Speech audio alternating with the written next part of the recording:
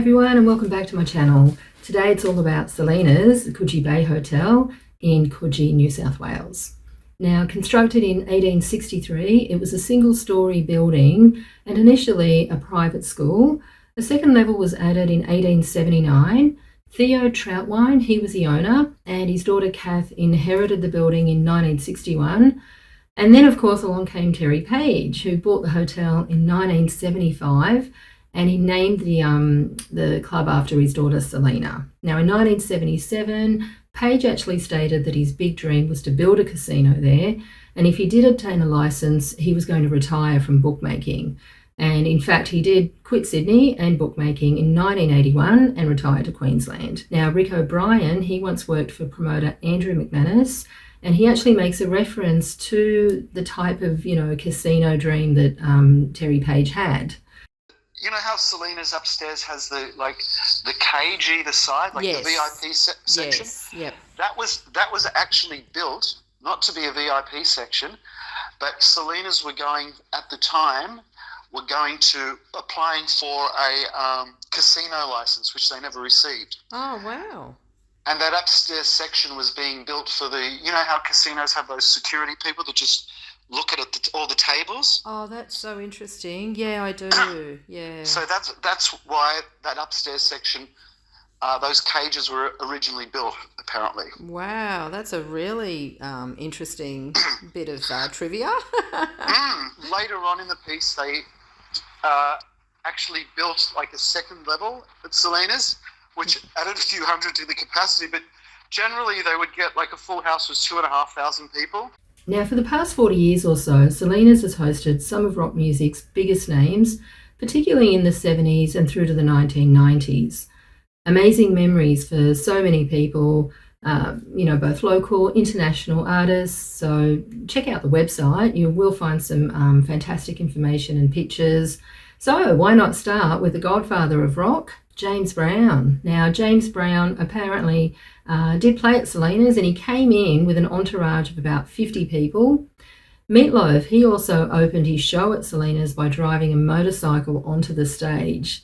Now, I do have some press and some books that I wanted to show you. There was one review of The Supremes, where there it is there next to the Stray Cats review. Stuart Koo in 1981 in Ram, he actually mentions in this review that he loved it, but as well, Toby Creswell, the writer, he was apparently asked to go on stage and dance with them. So that would have been a hoot.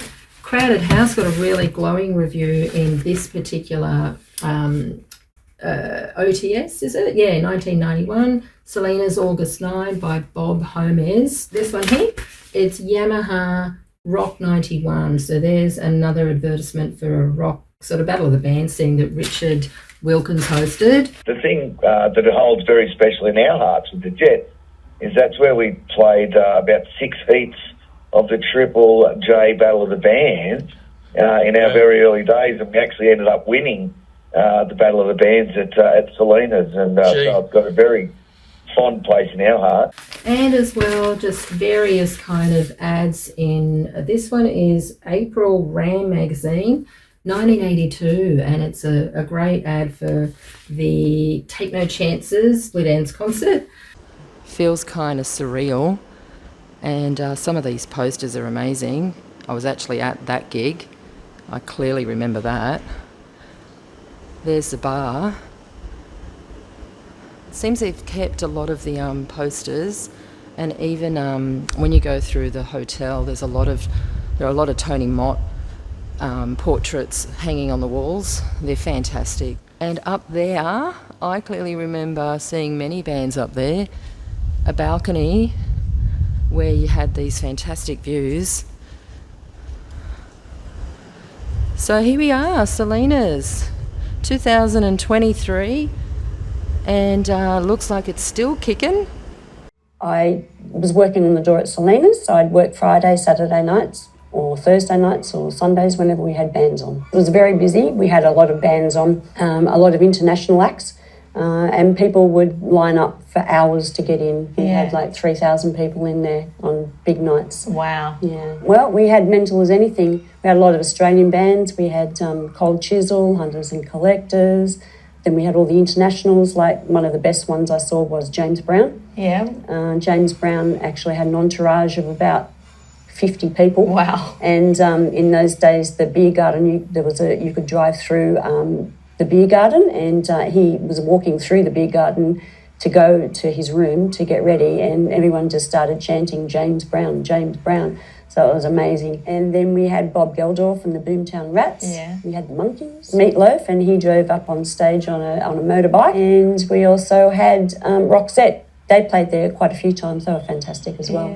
Yeah. Terry Page, who was the bookmaker and owned Selinas, owned Coogee Bay, he named Selinas after his first daughter. Yeah. And Christopher Chung, who his family bought the hotel off him, he's named one of his daughters Selina as well. Which is a really nice story. Yes, it's lovely. Jimmy Barnes drinking all those bottles of, scotch or bourbon or whatever he drank, and there was a few fights and things backstage, and but it was mostly all fun. Everyone was just having a great time. And you could smoke at the time. Yes, you could. In bars and hotels, so there would have been a lot of smoke. And and we had a lot of people squashed in there at some times in those gigs. Not quite as many laws around it as there are today.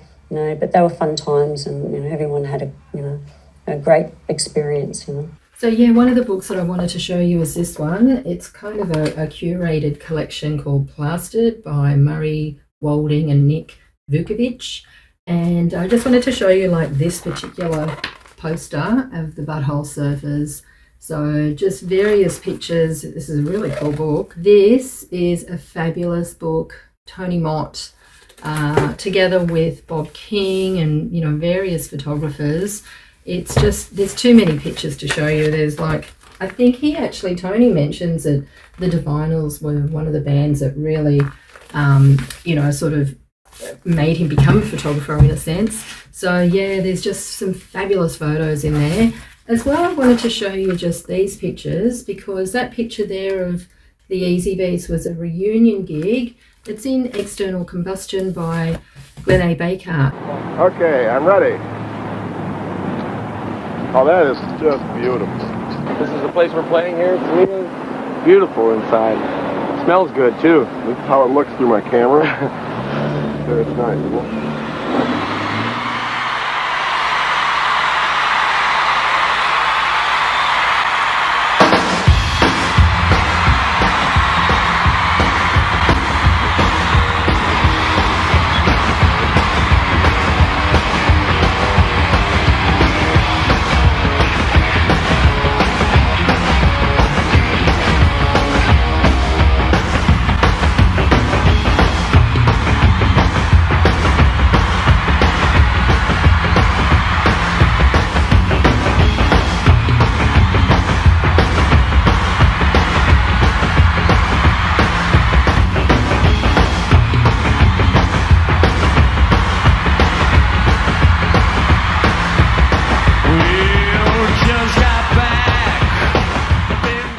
Clearly, I'm not going to be able to, sort of put everyone up, and I'm sure I have missed quite a few, bands that have played at Selinas. If you do know of others that have played and they're not included in this vlog, please let me know.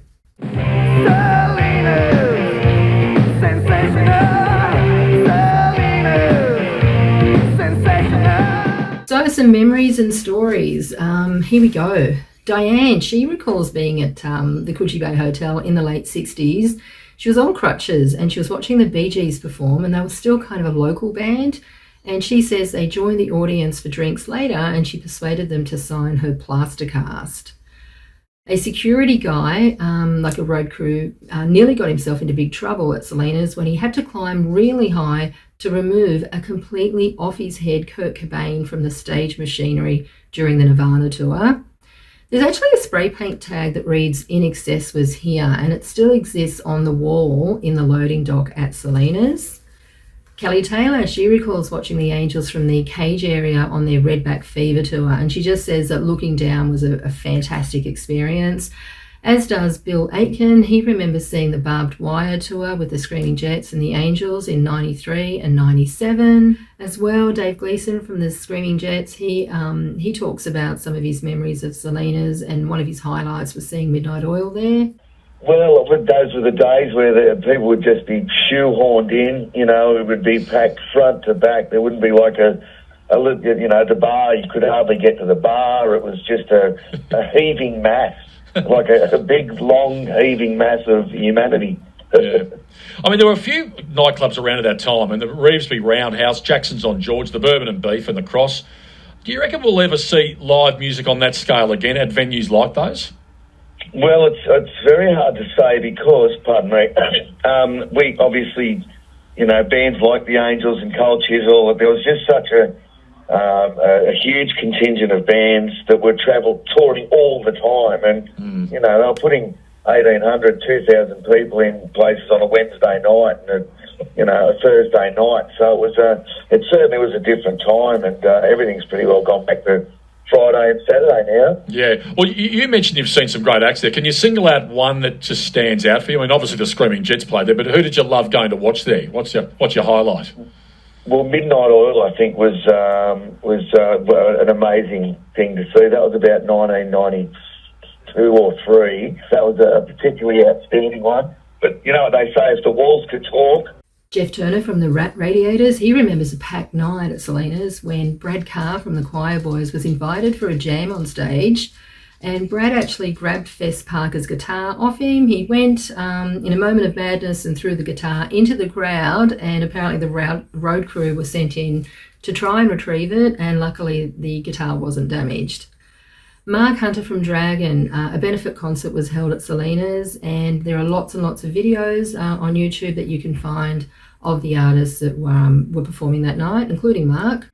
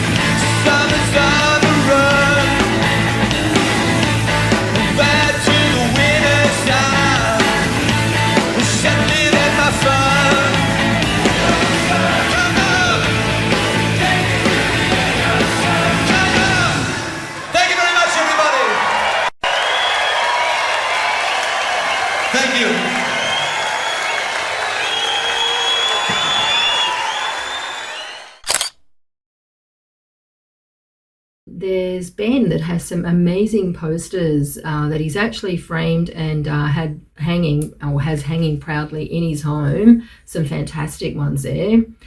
Now, Selina's actually hosted a lot of farewell gigs for various bands. You can see Noiseworks, Hunters and Collectors, lots and lots of bands, that had their farewell sort of gigs there. They also had Battle of the Bands there. Peter Saville, he's actually got a really special memory of Rock Against Apartheid. I think it was late 80s maybe. So there was Strange Tenants, Spy vs. Spy, etc. Midnight Oil came on unannounced and they played 4 songs. Now the place was only half full, but by the second Oil song, the place was packed. And he recalls Rob Hurst apparently destroying the drum kit, and just the energy, the vibe was just tremendous for those 4 songs. And he says that it was always worth the travel to see bands play at Selinas. Just fabulous memories. Now, my personal memories, I went to Selinas quite a few times, and again, worth the travel. I think my favourite was probably Soundgarden and Deep Purple, but I also saw Steve Vai. I did go to that Noiseworks gig. I remember being at the top. Urge Overkill, Hunters and Collectors gigs, The Angels, The Screaming Jets. Oh, look, there's so many. Lots and lots of fantastic nights. Edwin Garland, he recalls a great tale when Terry Page actually wanted to clean up the venue and a bunch of his mates didn't wear collared shirts. They were only wearing T-shirts. So apparently the fans were standing outside the venue. They were really annoyed. And the guys from the band, when they were leaving the venue after sound check, they were talking to the fans and they were also annoyed about the situation. And apparently Terry Page wouldn't change the policy. So Midnight Oil actually went and purchased a few hundred collared shirts, I think from op shops nearby or something, and handed them out to the kids who wanted to get in. And apparently during the performance that night, Peter Garrett ripped apart his three-piece suit. He was then shirtless, and he actually cursed Terry Page or just said something nasty. So yeah, just showing a real loyalty towards their fans. The Angels, there's a great photo when they're on tour, and David Bowie apparently has often said that, you know, they wanted to call the Angels their special guests rather than just a support act. And, you know, he was really liberal with letting them have the lights and guitars, and just a really generous bloke, David Bowie. Iggy Pop, his gig was memorable because apparently Slash came on stage. Hole, Courtney Love climbed up on a stack of speakers, apparently onto that VIP balcony, threatening to jump. Apparently she lost a shoe in the audience, and then someone threw it back on stage and it hit the bass player in the face, and she'd actually been playing with a nosebleed throughout the show, so I think the set ended pretty quickly. I've also been able to find a few old ticket stubs of people that went to Selinas who've kept them. Chris Mazawak from The New Christ, The Hitman, Screaming Tribesman, New Race and Radio Birdman. He recalls many gigs at Selinas and rates it highly. Lots of stories out there. And as I said, if you've got any more, please let me know. I would love to hear them. And of course, any other memorable sort of gigs. Where is it now? You know, Chris Chung is apparently the new owner. There've been a number of proposals to redevelop the site. There's been opposition from the residents because I think something about the height restrictions. I actually did go there recently, but not to see a band, but I do believe that there are bands playing there presently. So yeah, fingers crossed that it will remain a venue. There were obviously, you know, there was murmurings that the place was going to close down, and in fact it did make the news. If you woke up on weekends at Coogee Beach during the 80s and 90s, it was a good chance you'd spent the previous night at Selinas. It came to epitomise the pub rock era in Australia. Selinas was one of the biggest. Plans now before local council to redevelop the site for residential apartments. But for a generation of Sydney-siders, there are memories of Saturday and Sunday mornings on the Coogee Beach sand after Selinas closed at 3 a.m. Thanks for watching, guys. I really hope you've enjoyed this video. I do rate Selinas as probably, you know, the #1 iconic venue of Sydney. Yeah, again, if there's any stories, let me know.